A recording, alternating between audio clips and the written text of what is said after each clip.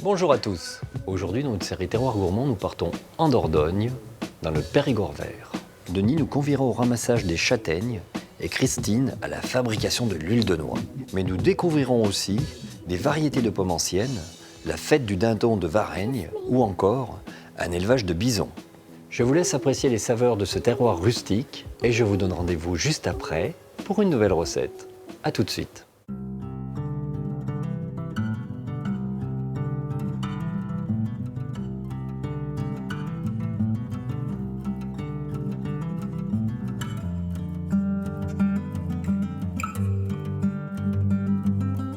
Assis sur le dernier contrefort granitique du Massif central, le Périgord vert regroupe la région naturelle du Nontronais au nord-est et la vallée de la Dronne au sud.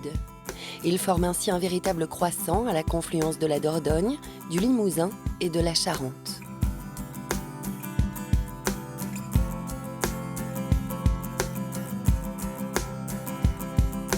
Jules Verne nomma ainsi ce terroir en raison des paysages arborés et colorés qui couvrent ces vallées et plateaux ondulés. Une végétation puissante et riche s'est développée ici grâce à des pluies abondantes qui alimentent les nombreuses rivières de la région. Au XVIIe siècle, ces voies navigables ont également permis le développement d'une économie active via la route des tonneaux et des canons, fournissant alors l'arsenal de Rochefort. La force hydraulique et l'abondance du bois pour chauffer le minerai dans les hauts fourneaux alimentaient ainsi les petites forges à battre du Périgord qui transformaient le métal en divers objets, tels que les célèbres couteaux de Nontron.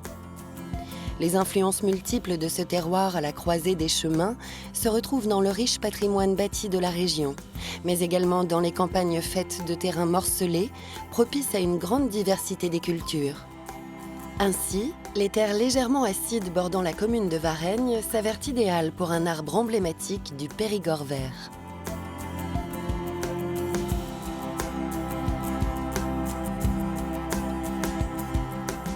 Il y a une quinzaine d'années, Denis Bourgin a décidé d'installer une châtaigneraie sur les 14 hectares qu'il possède. Récoltés à l'automne, les fruits doivent être ramassés à la main pour garantir une qualité optimale. J'aime bien ramasser les châtaignes. Quand c'est fini la saison, ça me manque de ne pas avoir de châtaignes à ramasser. Parce que on avance assez vite, on est tranquille, il n'y a personne pour vous embêter. Et c'est un moment de tranquillité. L'essentiel, c'est de ramasser le plus possible de châtaignes, même les verrées, pour éviter de laisser le vert pour l'année d'après. Donc une châtaigne verrée, on voit qu'elle est verrée parce que le vert il rentre dans la châtaigne au moment de la formation de la châtaigne. Et donc il laisse une petite trace là. Voilà, c'est ça la cicatrice de pénétration du vert. Malgré les attaques régulières de parasites, Denis a choisi de mener ses châtaigneraies en agriculture biologique. Les orties qui couvrent le sol ont ainsi été plantées avec soin et apportent les nutriments nécessaires au bon développement des arbres. Le feuillage est beaucoup plus vert, intense, la pousse est beaucoup plus vigoureuse, là où les orties poussent bien. Bon, on reste dans le domaine du piquant. Alors ici, quand j'ai planté essentiellement du marigoule. Et c'est vrai que du coup, j'ai une conduite un petit peu particulière en privilégiant la diversité des variétés, en privilégiant la diversité des variétés herbagères aussi.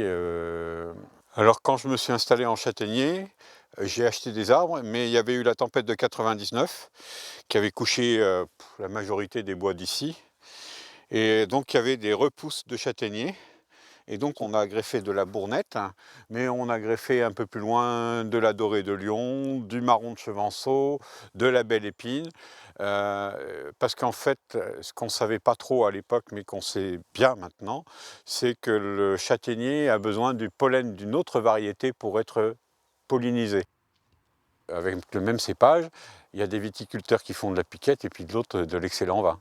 Donc, avec la châtaigne, la variété, c'est même topo, c'est-à-dire qu'en fonction du terroir, de ce qu'on apporte comme soin, on peut avoir des châtaignes excellentes alors que la variété peut être sur d'autres endroits complètement anodine, voire sans goût.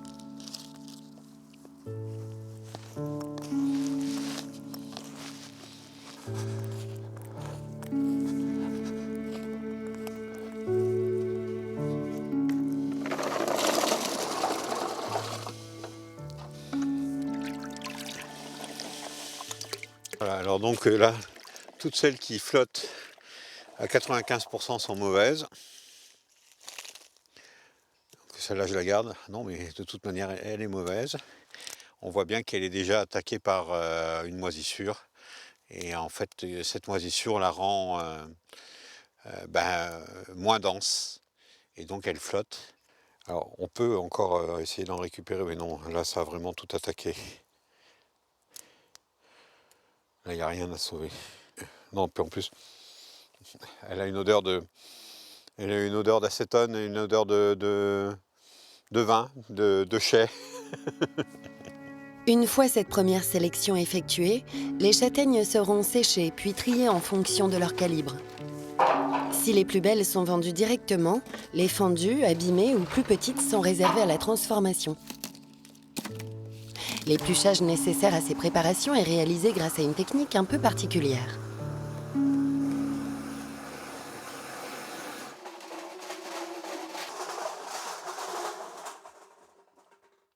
Du coup, ça fait que la châtaigne sort. Voilà, il n'y a plus grand-chose à faire. Normalement, il y a plus de la moitié du travail qui est fait. J'aurais grillé tout petit peu plus. Ça l'aurait été parfait. C'est pas donné à tout le monde de savoir éplucher la châtaigne, hein. Et j'ai rencontré aucun homme qui soit capable d'éplucher les châtaignes aussi vite que les dames. Voilà. Et celle-là. Alors le top du top au niveau du goût, pour moi, c'est quand elles sortent juste de la machine et qu'elles sont juste tièdes. Et là, au niveau du goût, c'est du top qualité, ça n'a pas cuit, c'est presque cru. La flamme n'a touché que vraiment le pourtour de la châtaigne au maximum. Et donc, il n'y a pas de goût de brûlé ni de cramé. Et en même temps, donc, du coup, la châtaigne n'a jamais touché l'eau, n'a jamais passé dans un bain de vapeur. Et donc, elle garde vraiment tout son arôme, tout son goût, etc. La châtaigne étant un aliment complet, on peut faire un repas de l'apéritif au digestif, de l'entrée au dessert avec que de la châtaigne. Il suffit de la marier avec les éléments qui vont bien. Si la châtaigne a marqué la gastronomie du Périgord vert, il est une tradition qui a su persister dans le village de Varennes. En ce matin du 11 novembre, une agitation inhabituelle règne à l'entrée de la commune. Au départ de la maison de Sylvain Faure, s'élance une délégation partie à la rencontre de l'animal star de la commune, le dindon. Ramené par les conquistadors espagnols au XVIe siècle, le volatile alors appelé poule d'Inde se répandit rapidement dans les basses-cours d'Europe. S'il est principalement apprécié pour sa chair, certains périgourdins se sont pris de passion pour ce drôle d'oiseau. Les gens aux alentours, ils viennent pour le défilé, pour voir des dindons. Et Varennes représente le dindon en général. Partout où on parle de Varennes, dans la région, on connaît Varennes que par le dindon. Les dindons, on les ramène dans le village, sur la place du village. Et nous, on va aller faire la commémoration du 11 novembre. Et les dindons vont aller dans les cages pour être vendus après, vivants. C'était une foire du Moyen-Âge, qui date du Moyen-Âge, où les gens achetaient leur gallinacés pour préparer les fêtes de Noël. La foire du dindon, c'est l'image des producteurs du dindon, mais il y a aussi nos producteurs de pays. Et pour eux aussi, c'est très important. Et ça leur permet de mettre toujours leurs produits en avant et c'est très très important pour la région. Le temps d'une journée, jusqu'à 15 000 personnes viennent rencontrer la centaine d'exposants réunis dans cette ambiance conviviale. Inspiré par des foires aux volatiles du Moyen-Âge, cet événement trouverait ses lointaines origines sous Henri IV et n'a été relancé qu'en 1960 par René Faure. Moi, j'ai commencé à porter la tenue, j'avais 3 ans. Avec mon cousin qui est le grand maître, on avait 3 ans tous les deux. On a commencé comme ça et on a toujours les mêmes tenues. Notre tenue d'apparat de la confrérie du dindon, c'est le chapeau, la cape, la médaille en étain et le bâton avec notre dindon. La foire au dindon de Varennes, pour moi, c'est l'emblème du village. Le dindon, c'est vraiment l'emblème du village. Après, c'est la gastronomie locale, le terroir de la Dordogne, du Périgord. Et après, c'est l'amitié avec les amis de la confrérie et les confréries autour. Nous avons la confrérie de la Dinde de Lic qui vient... Sans eux, c'est plus Varennes. Ah, c'est plus Varennes, c'est des frères, des amis. Et nous avons la confrérie du Chabrol et la confrérie de la Tricandille. Donc on fera une présentation tout à l'heure. La confrérie est en sommeil et depuis nous, petits, on faisait partie de la confrérie. Et depuis 3 ans, on est en train de remettre la confrérie en place pour continuer. C'est un passage de témoin par rapport à ce qu'on a vécu enfant et ce qu'on veut faire vivre à nos enfants. Et on veut leur faire vivre la même chose. Et la même chose minimum, ou voire mieux. Tandis que Sylvain s'attache à transmettre les traditions de Varennes, d'autres veillent sur un héritage emblématique du Périgord, blanc cette fois-ci, à proximité de Neuvic.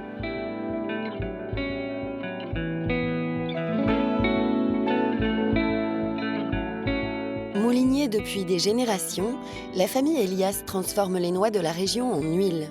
Christine a repris l'activité il y a 5 ans et perpétue ainsi ce savoir-faire du moulin de Vessières.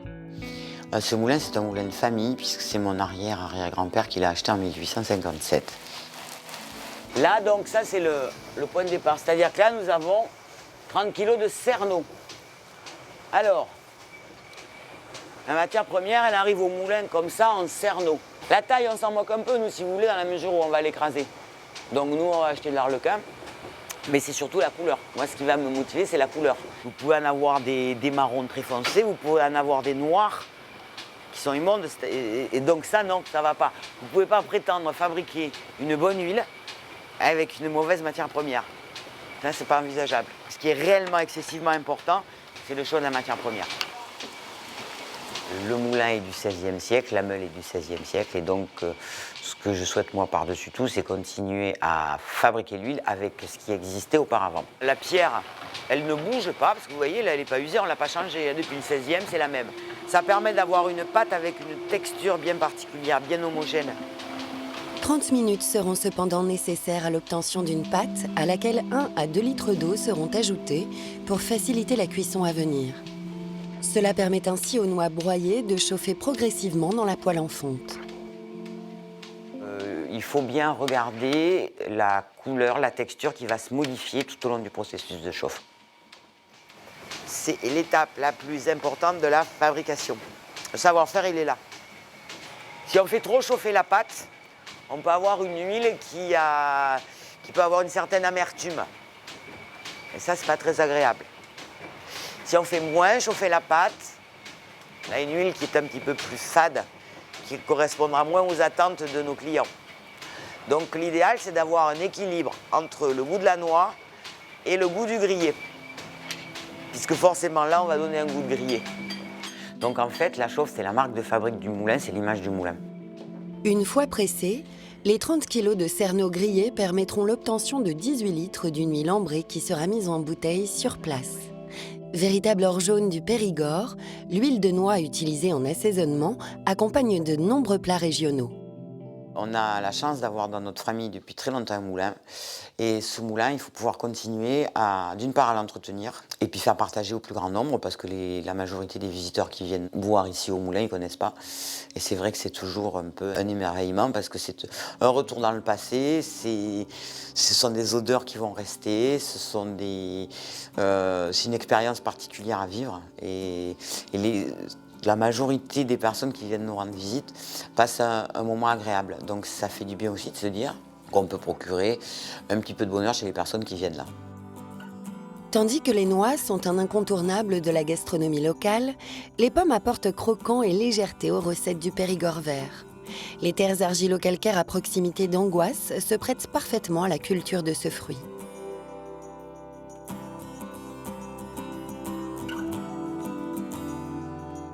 Marie-Claire Zambelli a repris l'exploitation familiale et cultive des pommes dites à couteau, dont la récolte demande le plus grand soin. Les fruits doivent être récoltés directement sur l'arbre et ne supportent pas le moindre choc. Si la récolte s'étale de mi-septembre à fin novembre, les pommes apparaissent sur l'arbre dès la fin mai et nécessitent dès lors l'attention de la productrice. Alors, il y a des fruits qui ne sont pas arrivés à maturité, mais il y a aussi des fruits que l'on a enlevés. hein, lors de l'éclaircissage. Dans ce verger-là, je suis passée éclaircir au mois de juin les petites pommes. Et en fait, on se rend compte que là, sur une branche, c'est très bien éclairci en fait. Il n'y a pas trop de pommes. Elles ne sont pas toutes bloquées à des endroits. Elles sont équilibrées. Voilà. Elles ont de l'espace pour grossir et prendre la couleur aussi. Parce qu'en fait, la couleur rouge se fait grâce à la lumière. Si on ne respecte pas ces critères-là, on a des petites pommes qui ne sont pas assez colorées, qui n'ont pas un très beau calibre. Voilà, là c'est trop marqué aussi. On fait le triage, on fait un pré-triage déjà au verger en fait. Hein. Voilà, on se retrouve souvent avec des pommes qui ne sont pas parfaites. Voilà, on trouve des petites attaques d'insectes. C'est le papillon carpeau qui pond un tout petit ver hein, et ensuite il va se glisser à l'intérieur au niveau des pépins et ensuite fait pourrir la pomme hein, forcément. Les coccinelles, mésanges et autres auxiliaires sont les seuls remèdes dont dispose Marie-Claire, qui conduit ainsi son verger en agriculture biologique depuis maintenant 4 ans.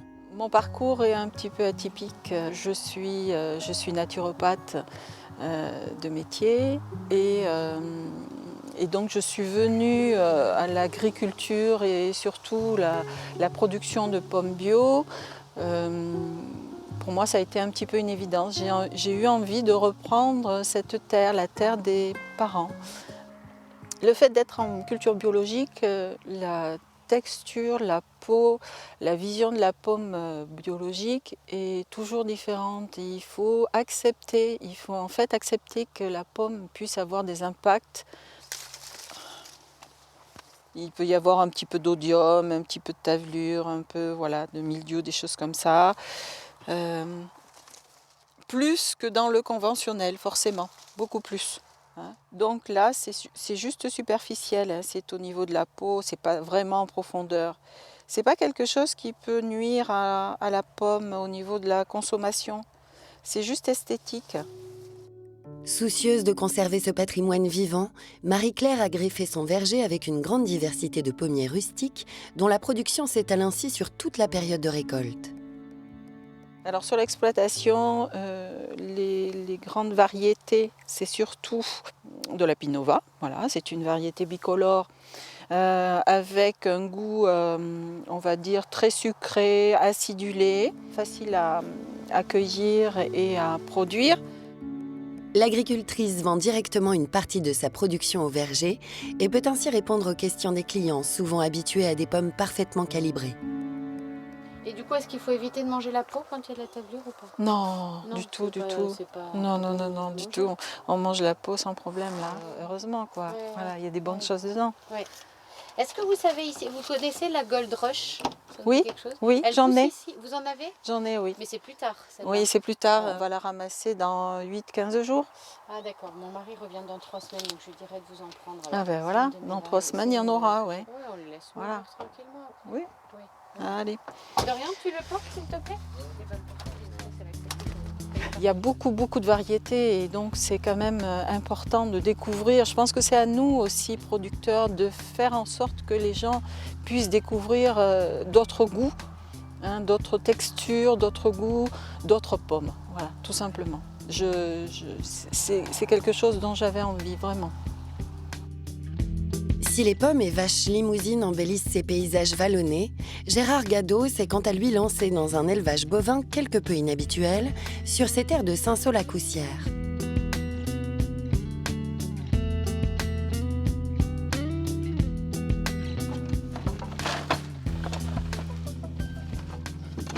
Tiens ma fille, tiens. Allez, on vient manger. Alors là, je distribue simplement du maïs qui est broyé, du grain de maïs. Comme vous voyez, ils en raffolent. Tiens, mon bébé. Tiens. Mon fifi, viens. Oh là.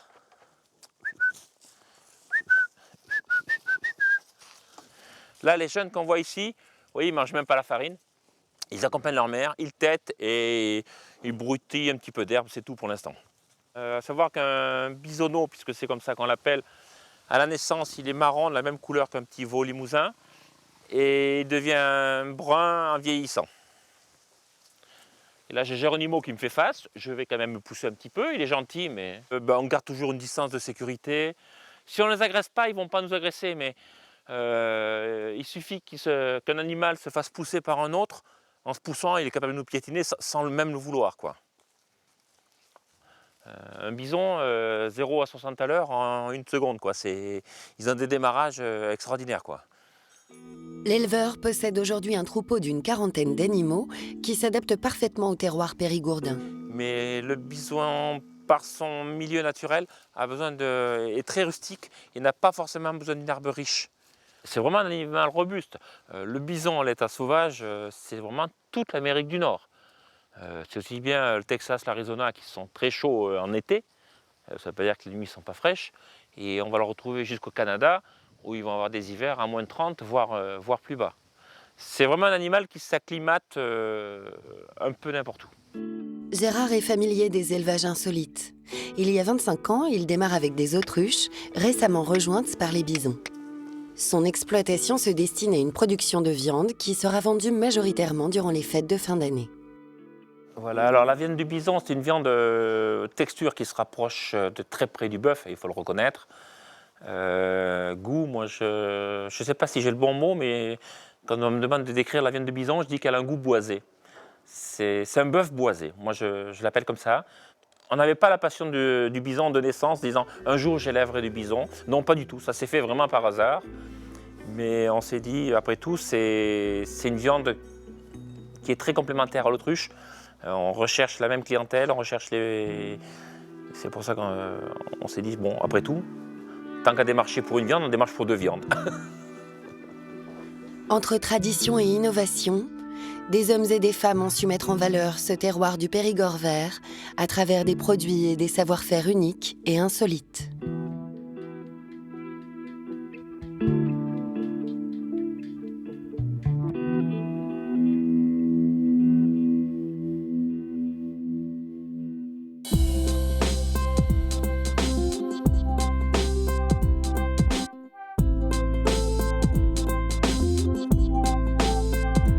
Aujourd'hui, je vous propose un effiloché et foie gras de canard, artichaut aux aromates. Pour réaliser cette recette pour 4 personnes, il vous faudra, pour le foie gras, 500 g de foie gras de canard déveiné, 7 g de sel fin, 2 g de poivre blanc moulu, 1 g de sucre semoule, huile d'olive. Pour les artichauts aux aromates, un artichaut, 5 g d'huile d'olive, une feuille de laurier, un brin de thym. Pour l'effiloché de cuisse de canard, une cuisse de canard confite, 20 g de pistaches décortiquées, 10 g de persil, 100 g de raisin muscat, 5 g de sucre, 2 g de vinaigre de Rérès. Pour le foie gras, assaisonnez le foie gras et reformez le lobe en mettant le gros et le petit lobe tête bêche pour former un lobe d'épaisseur égale sur toute la longueur. Réservez au réfrigérateur pour qu'il durcisse. Roulez le foie gras dans du papier film, bien serré. Faire un nœud aux 2 extrémités. Portez une casserole d'eau à ébullition et hors du feu, plongez le foie gras pendant 8 minutes. Le sortir et le laisser reposer 10 minutes à température ambiante avant de le glacer. Réservé au réfrigérateur. Pour les artichauts aux aromates, tournez l'artichaut. Placez le fond d'artichaut dans une petite casserole, recouvrir d'eau et ajouter le reste des ingrédients. Cuire à feu doux 1 demi-heure. Laissez refroidir dans le jus de cuisson. Vous pouvez aussi cuire l'artichaut de façon classique dans de l'eau bouillante salée et ensuite récupérer facilement le cœur. Pour l'effiloché de cuisse de canard, grillez les pistaches sous le grill ou à la poêle, les concasser et réserver dans un endroit sec. Coupez les raisins en 2 et les épipinez. Les placer dans une casserole avec le sucre. Porter à ébullition et cuire à petit bouillon 15 minutes. Versez le vinaigre de Rérès, porter à ébullition et laissez refroidir. Taillez l'artichaut aux aromates et 50 g de foie gras de canard en dés de 5 mm d'épaisseur. Effilochez la chair du canard confite et la mélangez avec les dés d'artichaut et de foie gras. Hachez le persil, l'ajoutez ainsi que les raisins, salés et poivrés. Divisez en 3 et roulez dans un film alimentaire pour obtenir des rouleaux de 2 cm de diamètre. Réservez au frais. Taillez les rouleaux en tronçons de 2 cm de long. Il est préférable de couper les tronçons avec le papier film afin qu'ils gardent une belle forme. Enlevez le film, puis roulez les côtés dans les pistaches concassées. Pour le dressage, taillez légèrement en biais le foie gras en tranches de 60 g. Huilez et ajoutez la fleur de sel et le poivre du moulin. Disposez sur les assiettes 3 tronçons de cuisses de canard, la tranche de foie gras et terminez par des pousses et des fleurs. Je vous souhaite une excellente dégustation et je vous dis à très vite.